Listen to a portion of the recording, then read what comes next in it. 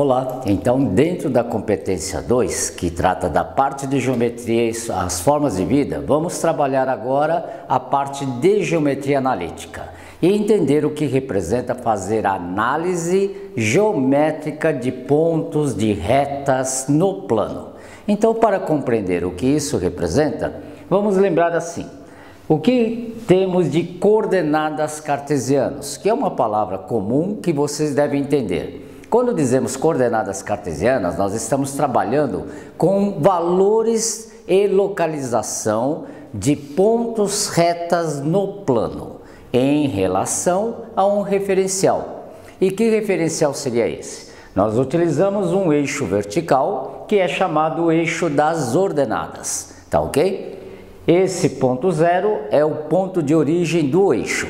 Para cima é positivo e para baixo negativo. Através de uma unidade, dividimos o eixo e obtemos aqui: cada tracinho irá corresponder a uma unidade.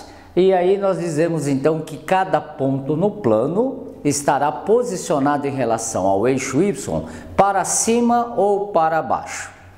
Utilizando agora um outro eixo, que é chamado eixo das abscissas, esse eixo horizontal, que indicamos pela letra X, nós temos aqui a origem, novamente o ponto zero. Para a direita do zero, nós vamos dividir através de uma unidade e à direita nós temos posição ou valor positivo. E à esquerda do zero, valor negativo. Quando queremos localizar um ponto no plano, com a utilização desses eixos, nós temos exatamente quanto ele está para a direita, quanto ele está para a esquerda, em relação a essa origem que vai servir como referencial, e quanto está para cima e quanto está para baixo. Então, se observarmos a figura, nós podemos olhar o ponto A, esse é o ponto A, e dizemos que ele está em relação à origem 3 unidades para a direita, e em relação à origem 2 unidades para cima. Então nós utilizamos aquilo que foi dito para ordenado para expressar o valor de x e expressar o valor de y. Então nós colocamos da seguinte forma: um par ordenado, onde o primeiro elemento é sempre o valor de x, tá ok? O valor da abscissa do ponto. E o segundo valor é o valor da ordenada. Então nós temos que o ponto A, no eixo x, tem o valor de abscissa 3. E no eixo Y tem o valor de ordenada 2. Então dizemos que o par ordenado correspondente 3, 2. Essa é uma forma de localizar o ponto A em relação à sua posição no plano, mas utilizando um referencial, que seria a origem desses 2 eixos ortogonais. Então essa é a informação para poder localizar qualquer ponto no plano. Agora devemos lembrar o seguinte, é importante: quando nós pegamos um ponto sobre o eixo x, o valor do y é 0. Então podemos até olhar da seguinte forma: quem estiver posicionado sobre o ponto B irá enxergar aqui o valor de x 5, mas se olhar o eixo y, irá enxergar 0. O que isso significa? Que as coordenadas do ponto B são 5, 0. 5 unidades à direita e 0 para cima e nem para baixo, tá certo? Então, coordenada 5, 0, 5 de x e 0 de y.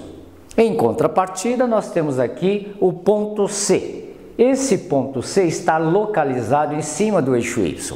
Então, ele está 2 unidades para baixo. Então, o seu valor negativo aqui, menos 2. Como vamos expressar as suas coordenadas? Então, sempre o valor de x em primeiro lugar. Quem estiver nesse ponto e olhar para cima, irá enxergar no eixo x o valor 0. Então, temos que a abscissa de C é 0. E o valor da ordenada é exatamente o valor no eixo das ordenadas, menos 2. Com essa informação, então, nós podemos localizar qualquer ponto no plano, utilizando esses eixos ortogonais, tá certo? Essa é exatamente o princípio daquilo que se fala geometria analítica. Agora vamos pegar dois pontos no plano e vamos estudar o seguinte: como determinar a distância entre os dois pontos no plano. Então nós devemos lembrar, distância entre dois pontos no plano é exatamente esse segmento que une os dois pontos A e B. Como iremos determinar essa distância? Então, importante, quando nós vamos trabalhar com a parte de geometria analítica, a parte de geometria plana, que nós vimos exatamente nessa continuidade da competência, deve ser lembrada. O que nós temos aqui é um segmento de reta entre A e B.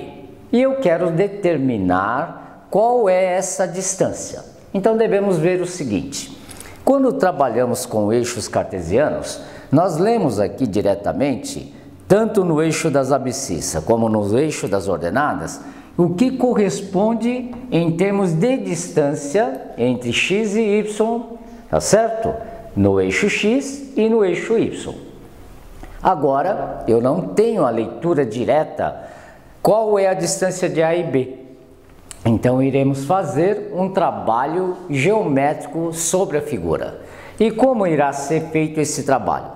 Então, vamos dar uma observada no seguinte: se eu prolongar a linha que une o valor YA ao ponto A, nós iremos obter essa linha tracejada. E se observarmos essa outra linha tracejada que passa pelo ponto B e liga pelo valor XB, nós vamos obter aqui um ângulo de 90 graus. Agora vamos ler no gráfico o que nós temos como esse cateto do triângulo. Se observarmos o valor que lemos aqui no par de eixos, nós temos exatamente que o valor desse cateto é a diferença de ordenadas. Então podemos escrever que aqui representa YB menos YA. E de forma análoga, se eu quero saber quanto equivale esse cateto do triângulo, nós podemos obter aqui que a medida desse cateto será lida direto no eixo das abscissas. Então nós teremos aqui XB menos XA. Então, esse cateto XB menos XA. Tá ok isso? Agora, nós vamos observar a figura obtida. Então percebemos que temos aqui um triângulo retângulo, cujos catetos são XB menos XA e YB menos YA. E a distância entre o ponto A e o ponto B será indicada dessa forma, que será a hipotenusa desse triângulo. A distância do ponto A até o ponto B está representada então nessa figura. Aplicando o teorema de Pitágoras, nós teremos a seguinte informação. Nós teremos que o quadrado da hipotenusa é igual à soma dos quadrados desses catetos. Então nós teríamos o seguinte: distância de A até B ao quadrado igual a XB menos XA elevado ao quadrado, que é esse cateto, mais YB menos YA elevado ao quadrado, que é esse cateto. Então veja bem como é simples. Dessa forma conseguimos obter a distância do ponto A e do ponto B. Tá ok? Em relação a pontos, então nós temos essas informações. E quando quisermos trabalhar com pontos no plano, tem mais uma informação simplesinha, tá certo? Que devemos lembrar como trabalhar, que se refere a ponto médio de um segmento de reta. E então, quando nós tivermos dois pontos no plano, nós temos aí um segmento de reta. E nesse segmento de reta está aqui.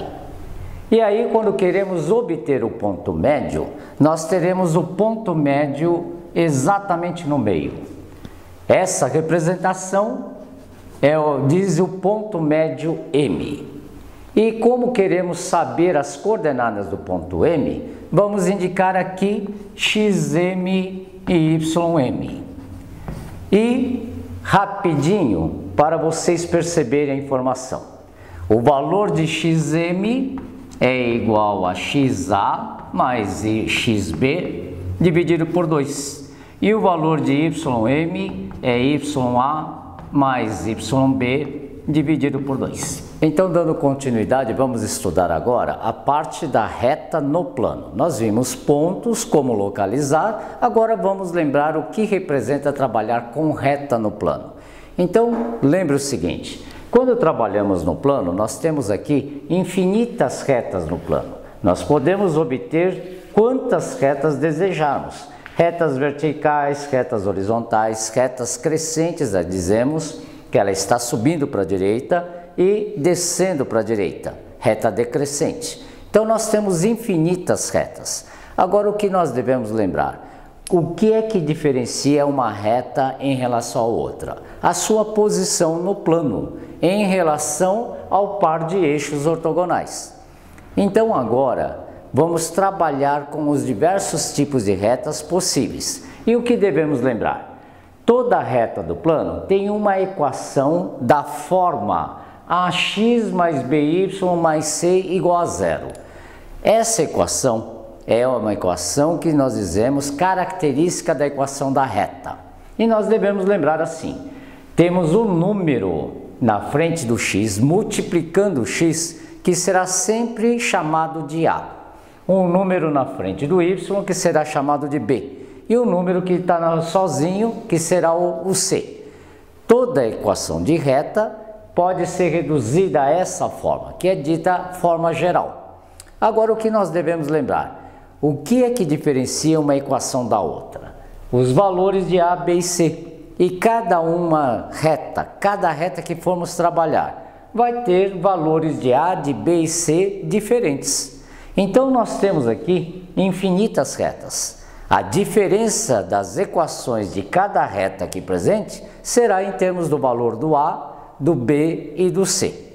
Tá ok? Agora, para localizar uma reta no plano, então uma determinada reta que tem uma determinada equação, nós vamos determinar dois pontos cujas coordenadas verificam a equação da reta.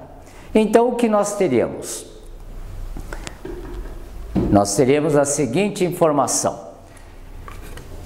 Numa reta qualquer, nesse caso, a notação de reta. Colocamos um parênteses em torno de uma letra minúscula do alfabeto e aí essa é o nome da reta. Como a palavra reta começa com a letra R, normalmente é usado o R minúsculo. Então nós temos aqui a reta 2x menos y mais 4 igual a 0. E eu quero saber aonde está localizada essa reta. Então, para determinar uma reta no plano, são suficientes dois pontos.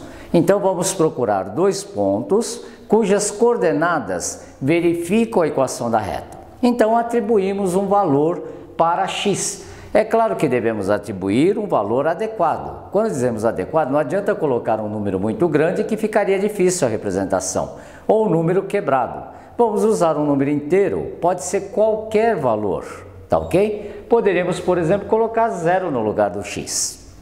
Se colocarmos 0 no lugar do x, nós devemos procurar qual é o y, que o resultado dessa conta será 0. Então esquecemos 2x, porque o x é 0, e vamos olhar assim. Qual é o número que colocamos no lugar do y, que a conta dá 0? Então, como está menos y, nós teremos menos 4 com mais 4 para dar 0. Consequência, o valor do y, 4. Tá ok? Outro ponto necessário. Nós podemos fazer o contrário também. Atribuir para o y o valor 0 e obter o valor de x correspondente. Então, colocamos 0 no y e aí vem a pergunta. Para dar 0 nessa conta, o valor de x tem que ser menos 2. Então, vamos obter menos 2 para o x quando o y é 0, de tal forma que essas coordenadas verifiquem a equação fornecida. Representamos os dois pontos no plano. Então, lembrando, quando o valor do x é 0, nós temos o ponto no eixo y. Ele está aqui, no valor de ordenada 4. E o valor de x no segundo ponto, olha, vamos repetir, 0 de x e 4 de y. Então o ponto está localizado aqui. Agora, vamos localizar o outro ponto. O ponto de coordenadas menos 2, 0. Tá ok? O ponto de coordenadas menos 2, 0 tem valor de x menos 2 e 0 de y. Portanto, ele está localizado no eixo x, com valor de abscissa menos 2. Como temos os dois pontos, construímos a reta que passa por esses dois pontos. Essa reta é a representação exatamente da reta R, que tem por equação 2x menos y mais 4 igual a 0. Então, perceba o que acontece. Qualquer reta do plano vai ter uma equação desse tipo. A diferença entre uma equação e outra é o valor do A, do B e do C. E com isso, então, nós temos retas diferentes no plano, tá certo? Agora, toda a reta do plano, nós podemos obter também a sua equação fazendo o procedimento inverso. Então, a toda a reta do plano, nós vamos obter uma equação correspondente dessa forma. Tá ok isso? Agora, vamos trabalhar outra informação da reta no plano. Quando trabalhamos com a reta no plano, nós temos as possibilidades de reta dessa forma. A reta é crescente, ou seja, quando da esquerda para a direita, nós observamos que ela está subindo. E ela é decrescente quando da esquerda para a direita está caindo. E uma reta horizontal, tá certo? Que forma com o eixo y um ângulo 90 graus. E uma reta vertical que forma com o eixo x o ângulo 90 graus. Como diferenciar uma situação da outra? Então vamos lembrar que existe um parâmetro para designar o que é que está acontecendo com a reta no plano. Nós vamos olhar o ângulo que a reta forma com o eixo das abscissas, esse ângulo. Na parte de geometria analítica, nós designamos esse ângulo por alfa, tá ok? Então nós temos aqui nessa figura da primeira reta, uma reta crescente, que o valor do alfa ele é menor do que 90 graus, tá ok? Então nós temos aqui um ângulo menor do que 90 graus. E nessa segunda situação, nós temos aqui um ângulo maior do que 90 graus e menor do que 180. Então dizemos aqui que o alfa ele está entre 90 graus e 180 graus. Porque o maior valor para esse ângulo, que nós dizemos ângulo de inclinação, é 180 graus. Agora, nessa situação, dizemos que o alfa é igual a 0. Não existe ângulo entre a reta R e o eixo x. E em contrapartida, nessa figura, nós temos que o ângulo alfa é igual a 90 graus, um ângulo reto. Tá ok isso? Então lembrar, quando trabalhamos com retas no plano, nós temos esse ângulo para mostrar como a reta está disposta no plano. Então dizemos que esse ângulo é chamado ângulo de inclinação da reta.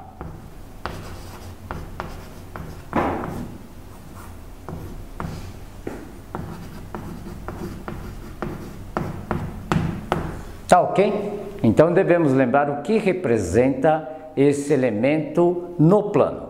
Como é que nós temos essa figura? Vamos trabalhar agora um elemento importante que é chamado coeficiente angular, que está relacionado com o ângulo de inclinação. Para entender esse elemento, vamos dar uma observada na figura. Nós vamos lembrar que m é tangente do ângulo de inclinação. O valor de m é o coeficiente angular. E como vamos observar isso com a reta? Então nós temos aqui uma figura onde a reta R está passando pelo ponto A e pelo ponto B. E nós temos aqui o ângulo de inclinação que a reta forma com o eixo x. Então o ângulo alfa. Agora, nós podemos, se conhecermos esse valor do alfa, nós podemos obter o valor do coeficiente angular. O valor de m será tangente de alfa. Mas é importante vocês lembrarem, através de dois pontos por onde a reta está passando, que pertence à reta, nós também podemos obter o coeficiente angular. De que forma? Então observem na figura que ao prolongar o valor, a reta que passa pelo ponto A e pela ordenada YA, nós vamos obter esse ponto. E novamente nós temos aqui aquele triângulo retângulo.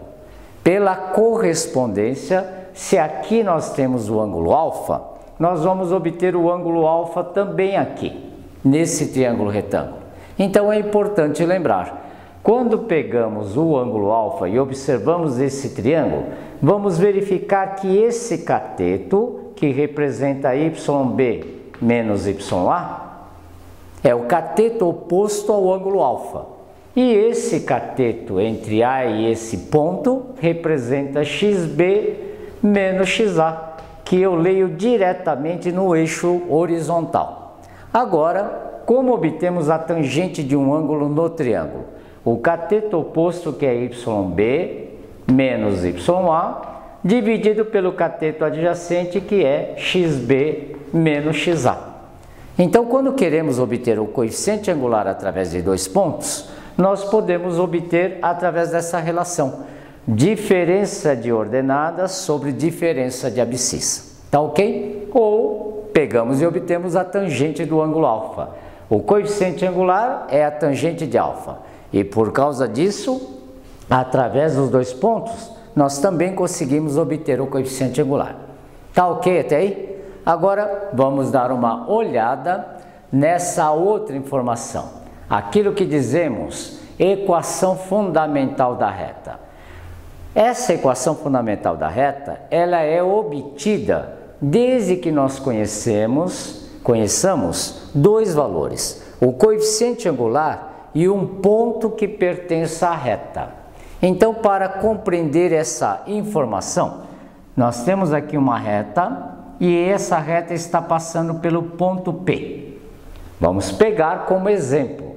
Por quê? Nós devemos entender o que representa essa equação da fundamental y menos y0 igual a m que multiplica x menos x0. Então, nós observamos essa figura. Nós conhecemos um ponto e as suas coordenadas. O valor de x do ponto P, 4. E o valor de y no ponto P, 3. Então, vamos considerar, por aquilo que aparece na expressão, que o x0, y0 é o ponto 4 de x e 3 de y. Tá ok? Agora devemos lembrar, o que é o coeficiente angular? O coeficiente angular é exatamente a tangente do ângulo de inclinação, tangente de 45.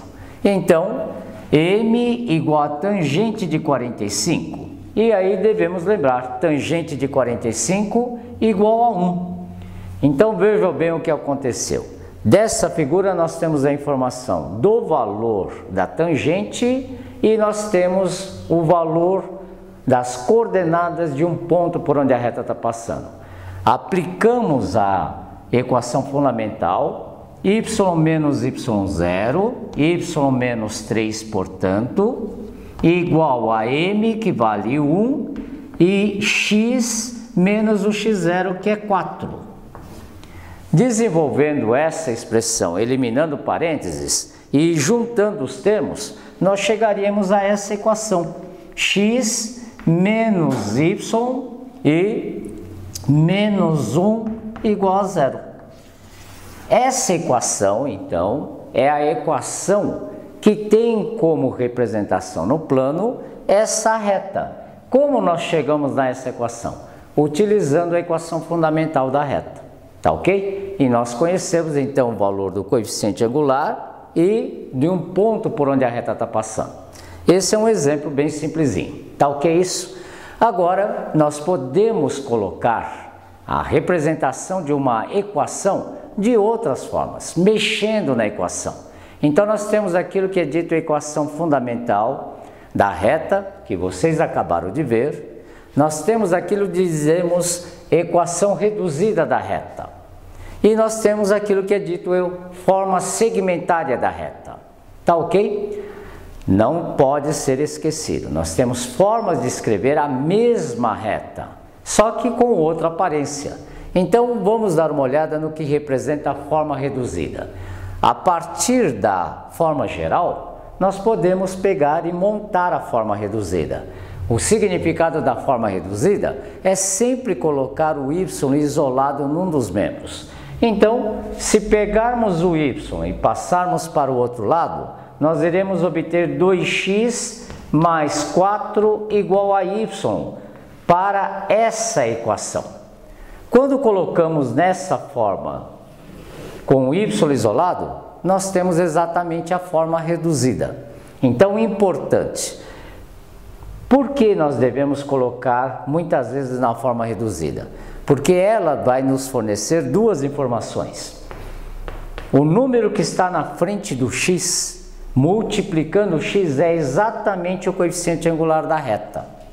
E o número que está sozinho representa o coeficiente linear. Então, esse é o coeficiente linear e o m é o coeficiente angular. O m representa a inclinação da reta e o n mostra aonde a reta está cortando o eixo y. Tá ok isso? Por isso a importância da forma reduzida da reta. Então nós temos aqui forma fundamental, equação fundamental, a forma reduzida e agora nós temos a forma segmentária. Olha, para entender o que representa a forma segmentária, vamos novamente pegar a equação da reta trabalhada. 2x mais y mais 4 igual a 0. Um exemplo, vamos determinar dois pontos por onde essa reta está passando. Nós vamos pegar aonde a reta corta o eixo y, que vai ser no valor 4, que já foi visto anteriormente exatamente com essa reta, e corta o eixo x no valor menos 2. A reta, então, passa por esses dois pontos, que foi um exemplo já visto nessa mesma aula, tá certo? Agora, nós temos o ponto de interseção da reta no eixo x e no eixo y. Quando queremos escrever a forma segmentária, escrevemos x sobre a interseção no eixo x mais y sobre a interseção onde corta o eixo y, 4, igualado a 1. Essa é chamada equação segmentária da reta. Então, quando colocamos a reta escrita dessa forma, temos exatamente a forma segmentária. Agora vamos trabalhar com a circunferência no plano. Então, o que ela representa e o que nós podemos tirar da figura representada, tá certo? Então, nós vamos dar uma observada aqui. Nós temos uma circunferência de centro O e raio R. E um ponto genérico na linha da circunferência. Então devemos lembrar o seguinte, a circunferência é somente a linha e nós temos infinitos pontos nessa linha que tem uma propriedade. Qualquer ponto da linha dista do centro a distância que é chamada raio. Agora, nós temos aqui as coordenadas do centro da circunferência. A é o valor de x e B é o valor de y. Como vamos obter a equação dessa circunferência?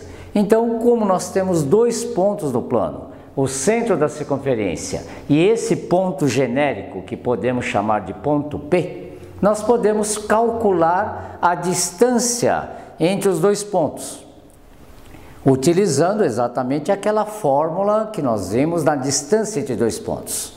E aí nós vamos observar que o raio é exatamente essa distância.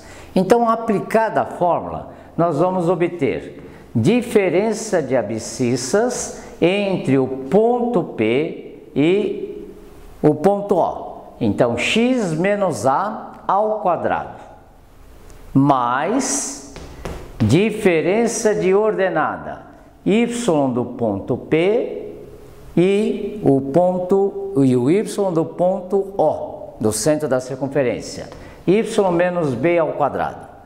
Essa informação resulta no quadrado da distância. Então, o que nós devemos lembrar? Estamos obtendo dessa forma uma equação que relaciona o centro da circunferência A e B, coordenadas A e B, e um ponto genérico na linha da circunferência de coordenadas XY. Então, nós temos aqui aquilo que é denominado equação reduzida da circunferência.